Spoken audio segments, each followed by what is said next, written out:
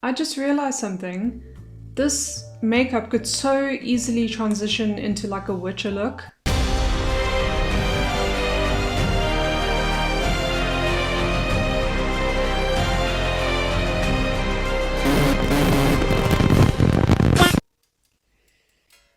I have posted cringe! My name is Rachel and I'm a professional makeup artist based in Johannesburg who really likes research. And I'm here today so that I can share my findings with you so that it can just be out of my brain. 2020 has been an experience and Twilight is back in vogue. So it's absolutely blown up on TikTok, and some of my favorite YouTube creators have done reaction videos and commentary videos on Twilight recently. And naturally, with the release of Midnight Sun, everyone who's in their mid-20s now has just completely regressed into their teenagedom. And I'm one of those people. So with all the commentary and content surrounding Twilight at the moment, I thought as someone who loves movies and loves makeup, there isn't a lot of discourse surrounding how the makeup was actually done throughout the series of movies. So I'm going to be breaking down how the makeup was done on the vampires for each of the movies, because surprisingly the makeup artists involved and the methods of application changed with almost every installment, as well as taking you through some of the funny tidbits involving the strange decisions that were made regarding visual effects and practical effects in these films. Oh my god, what is that? Oh my god! What is that? The whole time I'm doing that, I'm going to be transforming myself into a totally made up, totally fan fiction-y new member of the Cullen clan. Cullen Coven. Cullen Coven? Olympic Coven. So, I don't have any makeup on and I'm pretty happy with my skin hydration at the moment because I did do a mask earlier. So all I'm going to do to prep my skin is use this Unseen sunscreen from Supergoop just to re-up on my SPF. Just applying that all over the face. I'm gonna take this cream palette from Switch Beauty and I'm gonna mix some color corrector to cover all my little spots that I have at the moment. And while I do that, I'm gonna take you through the makeup in the first installment, Twilight. So I've mixed my color corrector shades on this little palette. There's a salmony color for the discoloration under my eyes, which is looking purple at the moment, so salmon with a little bit more yellow, and then we've got varying tones of green that I can use on my little angry red spots at the moment. So the first installment, the head of department for makeup was Jeanne Van Pew, and the first two films were actually sponsored by MAC. So Jeanne did an interview where she mentions a couple of MAC products that she used. I actually found this interview on Temptalia. She doesn't mention specific complexion products, like what foundations she used. The only products that were featured in the article were MAC Blot Powder in Pressed Light and MAC eyeshadows in Flute, Wedge and Blanc type. And those were used on Kristen Stewart for Bella. But in terms of like the details for the makeup, all we know is that she used the MAC Blot Powder on Robert Pattinson, and we know that the supporting cast of vampires were done a little bit more heavily, like stark white in comparison to Edward. I never really quite knew how to play a vampire there, so it's a bit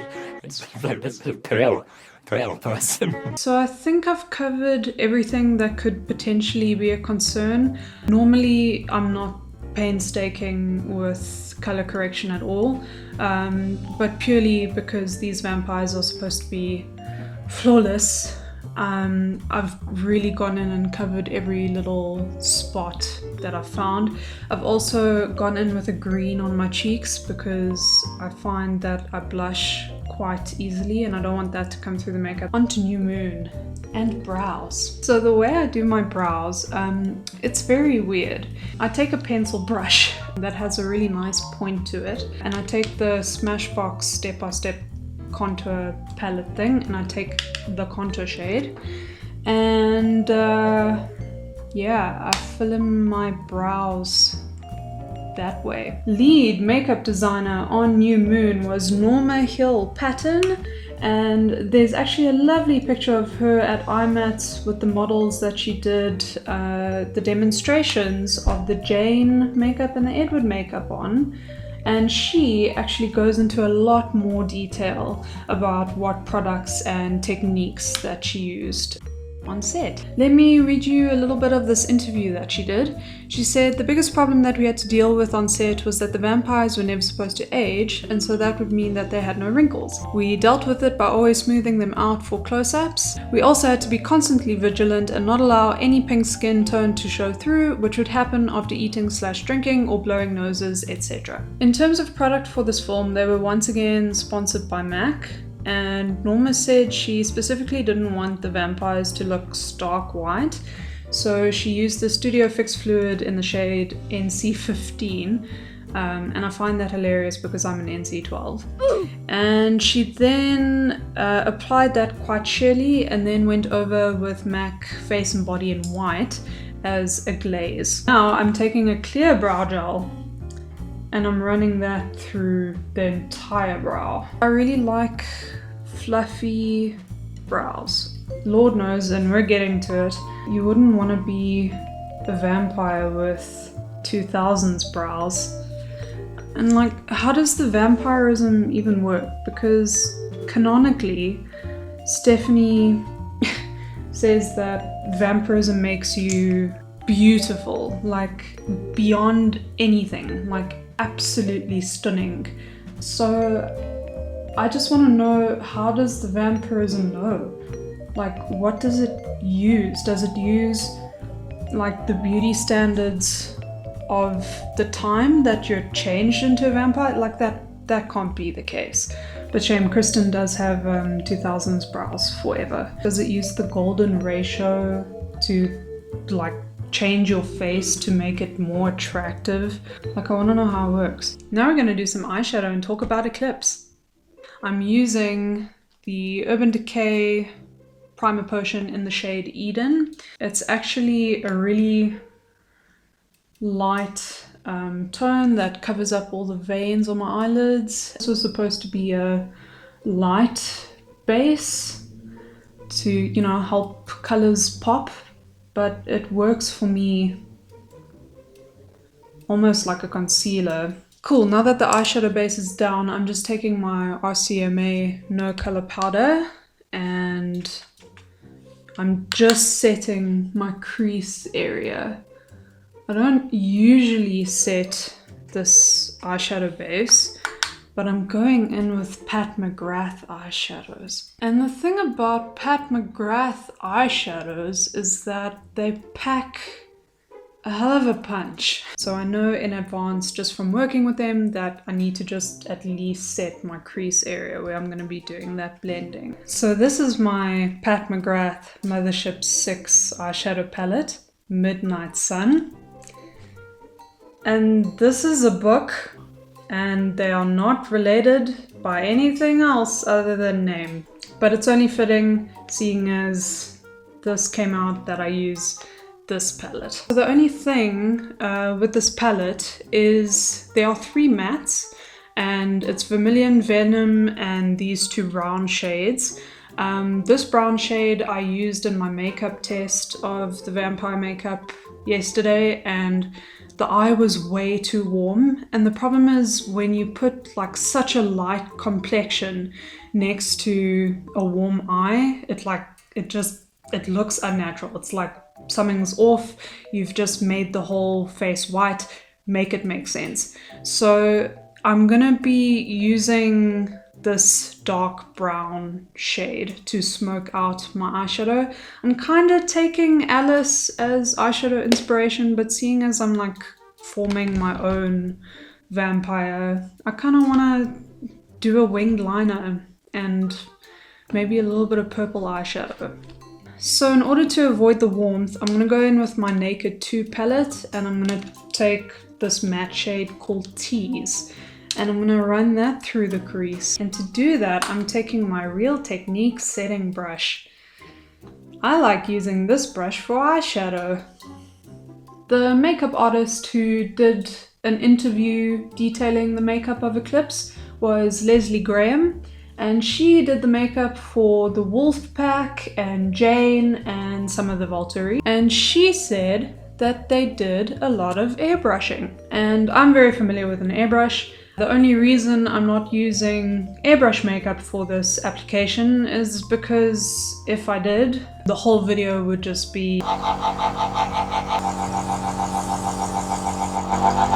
So they airbrushed the vampires and they used the MAC micronized airbrush formula to get the job done, and that formula is silicone based, which helps, you know, the makeup stay in place. And also they were working in rain this time around, and that formula is gonna hold up the best against the elements.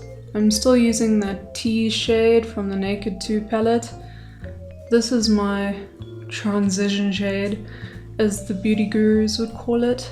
Oh my god, so Eclipse is where the funny VFX starts to poke its head. I actually first saw this clip thanks to the wonderful YouTube channel called Corridor Crew. They're an amazing bunch of VFX artists who do reaction videos to a myriad of films VFX, and it's just hilarious, the decision that they made to do Jacob's wolf form. So before we actually continue, I want to look at the behind the scenes to this shot real quick. Is she petting like a green stuffed animal? It's far more awkward than you realize. Wait, is she petting Taylor Lautner? Oh no! Why did you do it this way? He's not even talking to you. Yeah, he's literally just standing there, but that's not the most awkward part. Oh no.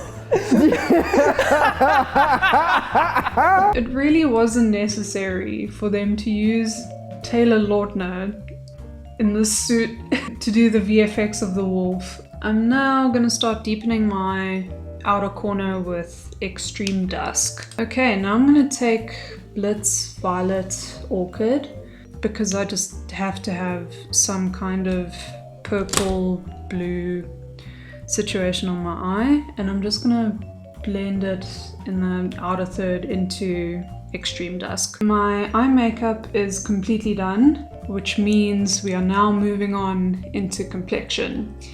And with complexion, Breaking Dawn Part 1. Now it's at this point that really interesting things start happening with the special FX makeup. Just for reference, I'm using the NYX Total Control drops to do my vampire complexion, and I'm using the shade Pale. So in Breaking Dawn Part 1, they used a combination of VFX and prosthetic makeup for the pregnancy scenes. And Bella's pregnancy is kind of horrifying, and Kristen Stewart couldn't really be expected to be emaciated naturally. So what they did, instead of life casting, they did a full body scan of Kristen Stewart. I don't know if that's like completely replaced life casting now, but that's quite incredible. And they made a full scale Kristen Stewart, and they sculpted out all her features so that she looked very gaunt and emaciated. And they used that full body doll for that horrifying scene when Bella falls and shatters her knees, and then the whole terrifying birth scene happens. And the whole method of how they combined prosthetics and VFX together was really interesting. They had this technique where they had this sort of gaunt mold of Kristen Stewart, and then they digitally shrunk her real face with the prosthetics on it onto that mold. And they did absolutely every shot of her in the pregnancy with that technique. After all the work that went into all those pregnancy scenes, then came the birth scenes. If you're familiar with that scene, you know that it's quite quite traumatic. I remember seeing that for the first time and I was like, this is Twilight, like what? This was a love story. Now it's a horror movie. And the whole time during this birth scene, Kristen was actually under this like table, and from the neck down, it was all the dummy body. And why they did that was so Robert Pattinson could really like give her CPR without like hurting Kristen. The reason I chose this NYX foundation is because it's very liquidy, and if I need to, I can put it through my airbrush. Now that I'm sort of close to, you know, the end of my vampire transformation, I think I'm gonna change up the lighting a little bit, make it a little bit more earthy toned. Okay, my undead complexion is coming along and I've foundationed my hand. I'll do the other one towards the end. But now we're cooking with peanut oil because we're gonna be talking about Breaking Dawn Part 2. I'm just taking my RCMA no color powder and I'm lightly just dusting it over everything. The trials and tribulations this special effects team had to go through for this film.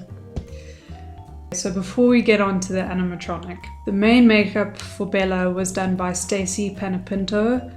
I'm so sorry if I'm butchering that. So now instead of a no makeup look, we have a dramatic eye look. Stacey said that they didn't really do anything crazy on the lips because they really wanted the eyes to be the focus, seeing as Bella's eyes changed now to blood red. And for Bella's vampire eyeshadow, they used Chanel's Quadra eyeshadow in Variations, which is a nice little quad. And for Bella's new complexion, they used Sensei's brightening base underneath Chanel Vitalumiere foundation in the shade Daphne. I'm just gonna quickly put something on my lips because I got a little bit of foundation on them and it's not a cute look. I'm using Pat McGrath Lusk Gloss in the shade Dare to Bear, just to get a little color on my lips, so we can talk about this disaster. So you might remember this experience, seeing Breaking Dawn Part 2 for the first time, and Bella gets back from her first hunt, and Rosalie turns around, and there's this thing.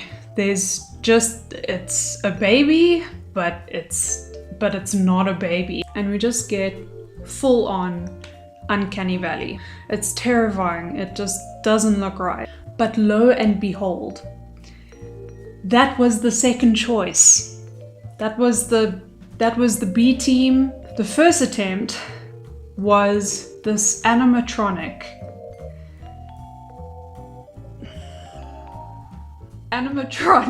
doll that everyone on set called Chakesme.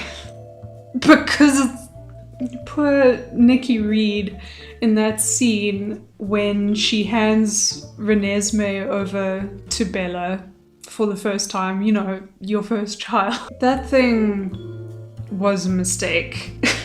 And I feel so poorly for the people who worked on it. But like, how did you guys sign off on that and send that to set? Like, so the whole reason they didn't use a real baby was because Renesmee in the text is supposed to look quite advanced for a couple days old. Like, she ages rapidly and she already has like a maturity about her, even though she's a baby. And you can't achieve that with a real baby. But between the animatronic and the final CGI, that whole meeting baby thing was a mess. That whole scene. Now I'm almost done with this makeup. I'm quickly going to contour my face and my nose a little bit, just to give my face a little bit more dimension because I'm quite flat at the moment. And I'll be back in a sec. Okay, so I've just contoured my face a little bit just to give it some dimension, and I used this color Slate in the Anastasia Beverly Hills Sultry palette. And just to finish everything off, I'm going in with the Hourglass Ambient Edit Volume 4, this shade, which is, I think it's Diffused Light. And I'm just gonna sort of whisk that all over the center of my face. This is not a setting powder, it's described as a finishing powder, and I'd only use this as a setting powder for someone with dry skin, but with oily skin you need to set your makeup first. Okay, the makeup for the most part is kind of done. I'm just gonna go put my contacts in. And we have finally reached the end of this journey together. I think I ended up kind of looking a little bit like Rosalie. God! I was a little theatrical back then. What a queen. That's why can't we just have a movie about a cool character?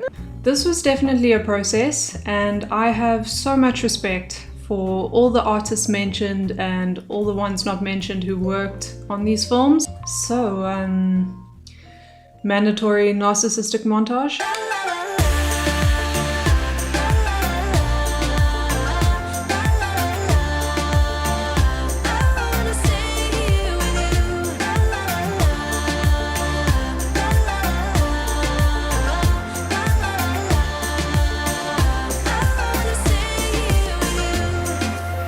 So I know at the beginning of the video I said I was going to turn myself into my own Cullen, but I kind of think you guys can have your Team Edward and your Team Jacob. I think I'm going to join the Volturi because I am Team Aro, and I'm Team Aro for one reason and one reason alone.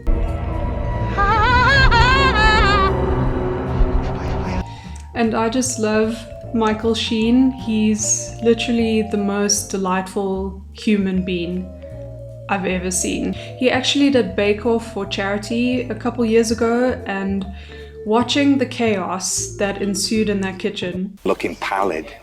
I think that's the only word for it. If it was a horse, you'd shoot it. Add the lard. And stir until melted. Okay. It was supposed to be 40 grams. Because I'm kind of on top of it here now. Tara's got her shapes cut already. He's precious. So with that, I think I better change teams. That's terrifying. I actually prefer the yellow ones.